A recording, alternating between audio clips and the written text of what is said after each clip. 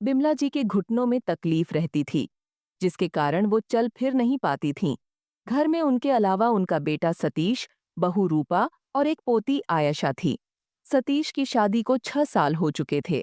पिछले 5 साल तक बिमला जी ही पूरा घर संभालती थीं। घर का एक एक सामान वो खुद मंगवाती थीं। बहू बेटे भी कभी उनके काम में दखल नहीं देते थे। बिमला जी पूरे रौब के साथ घर में रहती थीं। सतीश और रूपा पर पूरा कंट्रोल रखती थीं। कहाँ जाना है? आज घर में क्या बनेगा? घर में कितना राशन आएगा? साथ ही सतीश की सारी सैलरी का हिसाब भी वे अपने पास ही रखती थीं। शुरू शुरू में रूपा को इससे बड़ी तकलीफ होती थी, लेकिन जब सतीश ने समझाया, माँ की बात का बुरा नहीं माना करो, पापा के टाइम से सारा घर वो ही संभालती आ रही हैं। अब वो अपना वर्चस्व खोना नहीं चाहती, तो हम ऐसे ही चलने देते हैं। धीरे धीरे रूपा भी इसी रंग में रंग गई। अब उसे अपनी सास से कोई प्रॉब्लम नहीं थी। वह किचन का काम संभालती, उसमें भी बिमला जी अपनी पसंद का खाना बनवाती थीं। कुछ दिन बाद रूपा अपने आप को फ्री मानने लगी कि सारी जिम्मेदारी तो माँ जी उठा ही रही हैं। लेकिन अभी 1 साल पहले उनकी अचानक तबीयत खराब हो गई। 1 महीने तक बिस्तर पर पड़ी रहीं।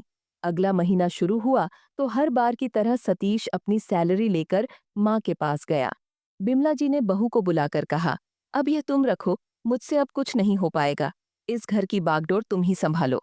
ये सुनकर रूपा बोली, नहीं माँ जी, सब कुछ आप ही संभालेंगी। अब बैठे बैठे बस काम बताती जाइए, हम करते जाएंगे, जैसे पहले करते थे। यह सुनकर सतीश को बहुत आश्चर्य हुआ कि कुछ साल पहले तो यह घर की बागडोर संभालने के लिए उससे झगड़ रही थी। अचानक इसे क्या हो गया? बिमला जी बोली, लेकिन बहू, कल मुझे कुछ हो गया, तब भी तो तुम ही संभालोगी।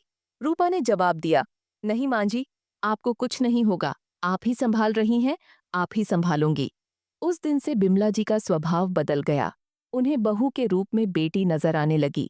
पहले वो सारा कुछ अपने हाथ में इसलिए रखना चाहती थीं कि कहीं मेरे बेटे बहू मेरे ऊपर जुल्म न करने लगे, कहीं बेटा आंखें न बदल ले, कहीं मुझे घर से न निकाल दे। रूपा पहले की तरह ही माँ जी की पसंद की सब्जी बनाती थी।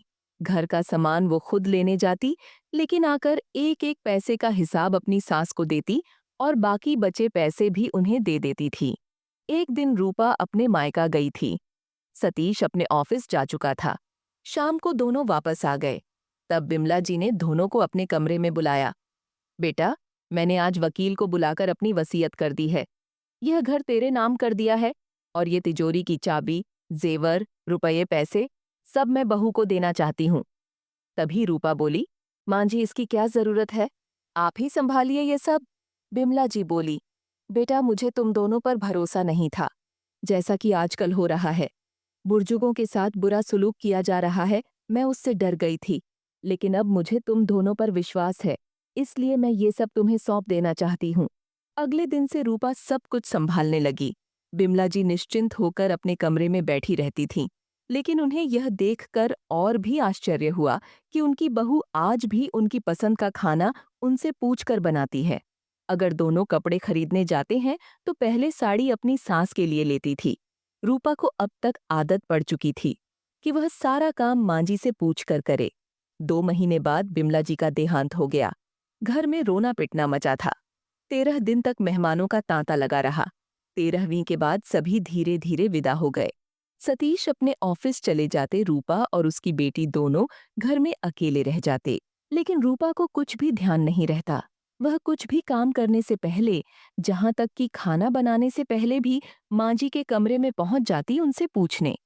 खाली पलंग को देखकर उसकी आंखों से आंसू बहने लगते। एक दिन वो उस कमरे की सफाई कर रही थी। तभी उसे एक खत मिला। उसने खत पढ़ा तो उसके ही नाम था। उसमें लिखा था, बहू, मैं जानती हूँ तू मेरे जाने के बाद भी मेरे कमरे में मुझसे पूछने आएगी कि माँ जी क्या बनेगा, क्योंकि तुझे मेरी आदत पड़ गई है और आदतें इतनी जल्दी नहीं बदलती। लेकिन बेटी, अब अपनी गृहस्थी संभालना सीख ले। अपने तरीके से अपनी गृहस्थी चला। हमारा समय और था, तुम्हारा समय और है। अपनी पसंद का खाना, बाहर घूमना, अपनी पसंद के कपड़े खरीदना, ये सब तुझे अकेले ही करना होगा। मेरी बातों से कभी तेरा दिल दुखा हो तो मुझे माफ कर देना। मुझे पता है जब तक मैं थी, तू बेफिक्र थी, लेकिन अब तेरे सर पर छत नहीं है। तुझे ही छत बनना पड़ेगा, जिसके नीचे तेरा पति और तेरी बेटी सुरक्षित रहें और बेफिक्र रहें। मुझे पता है यह तू अच्छे से कर पाएगी। तेरी माँ बिमला। खत पढ़कर रूपा बहुत देर तक रोती रही। नहीं माँ जी, मुझसे यह सब नहीं होगा। मुझे वाकई ऐसा ही लग रहा है जैसे मेरे सिर पर छत नहीं है और मैं खुले आसमान के नीचे हूँ, जहाँ बारिश, आंधी तूफान सब आएगा। खत को कई बार पढ़ने के बाद रूपा ने उसे सहज कर रख लिया। कुछ ही दिनों में वह एक माँ की तरह पूरा घर संभालने लगी। जब भी उसे कोई परेशानी होती, वह उस खत को निकाल कर पढ़ती और दृढ़ता से डटकर हर मुश्किल का सामना करती। रूपा को हर समय लगता था कि बिमला जी अब भी उसके साथ खड़ी हैं।